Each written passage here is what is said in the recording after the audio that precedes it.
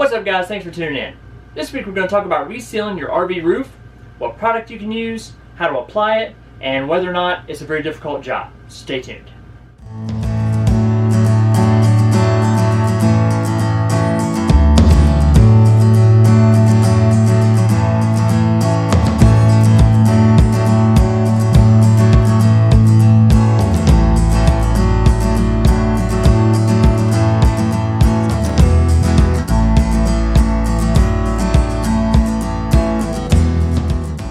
You're supposed to check the seals on your roof of your RV once a year. Sometimes that slips by, it goes a year and a half, sometimes 2 years. I've checked ours, I checked ours last year, but it's been over a year now since I checked them. So I get up on the roof to check the seals, and what I found was at the corners of the front cap and at the rear of the RV, the sealant was starting to crack. So I knew it was definitely time to get some sealant and reseal all that around all the skylights and vents. The sealant was overall in pretty good shape. Didn't really have any major cracks in that. We had some little like weather cracks starting to happen. So it was definitely time to reseal around all the skylights and reseal the roof. So once I started doing some research on how to exactly do that, I found a lot of not really conflicting information, but a lot of different information. It seemed like there's a lot of ways to accomplish this. Some people said you should remove all the old sealant. Some people said you can just go over the top of the old sealant as long as it's clean. So I went to Dicor's website, and according to Dicor, which is the product that we're going to use today, they recommend if your seals, if the sealant is still pliable, meaning if you can push on it and it's still soft, it's not all hard and breaking apart, as long as it's still pliable, your best bet is to just go over the top of it. So we're going to need two different sealants to do our roof. The first one is the self-leveling lap sealant from Dicor, and the second one that I used is the Non-Sag lap sealant. So the difference between these two, your self-leveling lap sealant, when you put it on, it's going to kind of pancake out. As it cures, it just kind of flattens itself out and covers a larger area. The downside of that is if you're doing anything that's on a slope or a slant, you can't go around the corner of the RV with it, because if you put the self-leveling around the corner of your RV, it's just going to keep running down the side of your RV. So that's where you use the Non-Sag lap sealant. You're going to use that on the corners, anywhere where you have a unlevel area that you need to seal up. So I decided I was going to use Dicor's instructions. I got on the roof with some mild soapy water, scrubbed the old sealant really good, and dried it. Made sure everything was good to go, clean and dry. A lot of that old gunk and grime on those seals is really hard to scrub off. I used like a sponge with a scouring pad backside to it. Tried to scrub it off. Got most of everything off really well. And then it dawned on me that maybe a better option would be maybe a magic eraser. So I grabbed a magic eraser, and that worked like a champ. That worked really well. So they recommend cleaning it with mineral spirits after you've scrubbed all the gunk off of it. If it still needs to be cleaned a little more, you can use mineral spirits. But they do caution that you don't want to get the mineral spirits on the actual on your actual roof membrane. So you have to be super careful with it.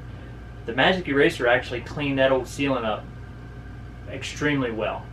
Good enough to the point where I didn't need to use any mineral spirits to clean it beyond that. Just cleaned it with a magic eraser, wiped it all down, made sure it was dry, and then I could apply the sealant over the top. This stuff is kind of hard to work with if you're not familiar with using the self-leveling lap sealant, if you've never used it before. Probably the best tip I could give you is don't start off doing your front cap like I did.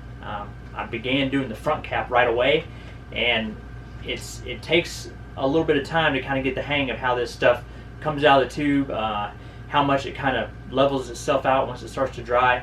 So if you do a skylight or something flat, small area first, you'll get a feel for how it kind of goes on, and then you can move to the front cap and make it look a little prettier. Our front cap turned out fine. It's effective. It's sealed, but it's definitely a little more toward the ugly side than some of the other seals that I did later on.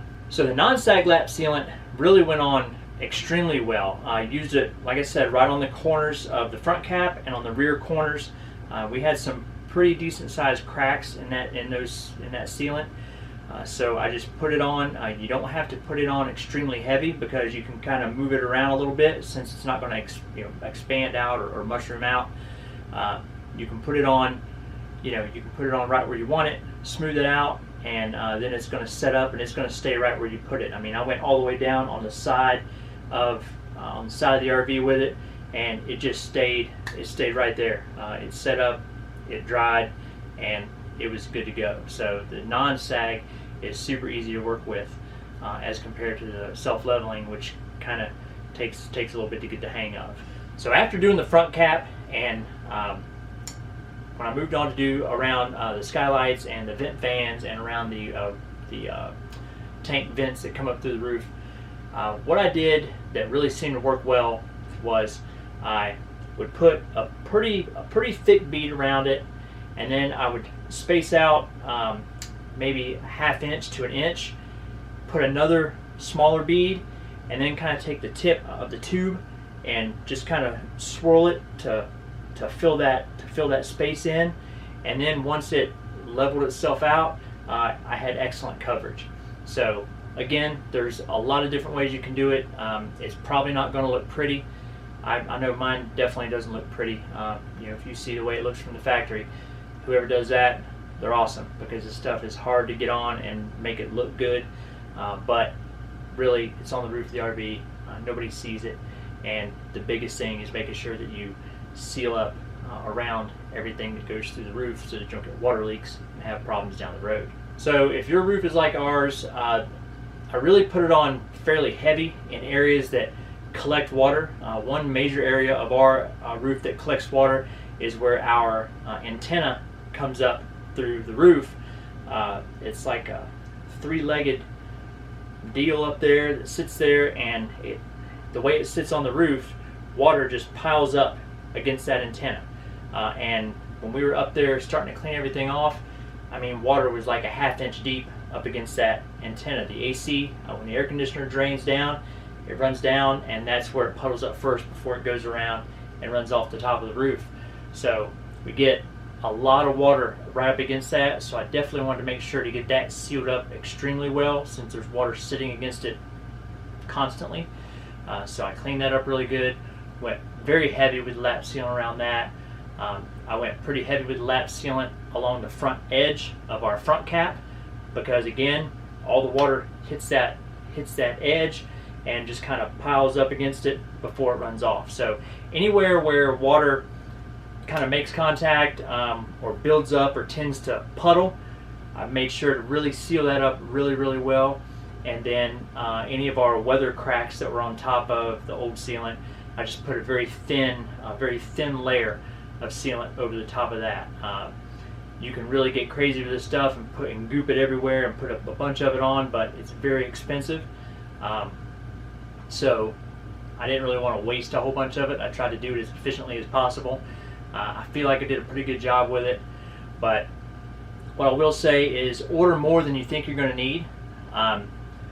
I started off with 2 tubes. I don't know what I thought I was going to do with 2 tubes. I ended up doing the front cap and 1 strip on the rear wall of the RV, and that pretty much took care of 2 tubes. So it does take a tremendous amount, especially if you're putting it on heavy. I wanted to get it done. We've been battling some rain, trying to work in between rainstorms. You need 4 hours for this stuff to set up and become waterproof, and then it takes 30 days for it to cure totally. So I wanted to get it on at least to give it 4 hours before any water got on it. So we had to make a trip to Camping World, and I had to buy a tube of that at Camping World. That was not fun. It was almost $18 at Camping World for 1 tube versus $24.50 on Amazon for 2 tubes. So it is a lot more expensive to get it at Camping World, so make sure to order the amount that you need. So I ended up getting 1 tube at Camping World, came back and ordered 2 more tubes on Amazon. So to do our roof, I was at 5 tubes of self-leveling lap sealant, 1 tube of the non-sag. So it does take a lot to do it, but I think if you start off doing a skylight or somewhere flat or a small area, and you can figure out how to work with it, you're going to save yourself a lot of waste, because you're not going to be piling it on real heavy where it doesn't need to be put on real heavy. So overall, not an incredibly difficult job. It is time consuming, but just to kind of recap for you guys, I used a magic eraser to clean the old sealant. The old sealant was still in good shape. It was pliable, it was soft, it had some weather cracking in it. We had a couple spots that were starting to split, but it was not dried up, and it was not really starting to peel off of the roof membrane or anything like that. Overall, it was in good shape. It just needed touched up. So that's what I did. The magic eraser worked fantastic. If you don't want to use mineral spirits or don't have mineral spirits, you can hit it with a magic eraser and it'll clean up really, really well. Use your self-leveling for all your flat surfaces, the non-sag on the corners, and you're going to be in good shape. So if you have not got up there to check these seals, definitely do it. You're going to save yourself a lot of money in the long run. Even though it's an expensive project to do, by the time you buy all this lap sealant, it's a lot more expensive if you start to get water leaks up underneath your roof membrane, or trash your roof because you didn't get up there and check your seals and reseal your roof. If you guys have any questions about any of this stuff, definitely you can ask them in the comments. We respond to all of our questions. I'll try to answer them the best I can. That's going to do it for now. We appreciate you guys watching, and we'll catch you guys down the road.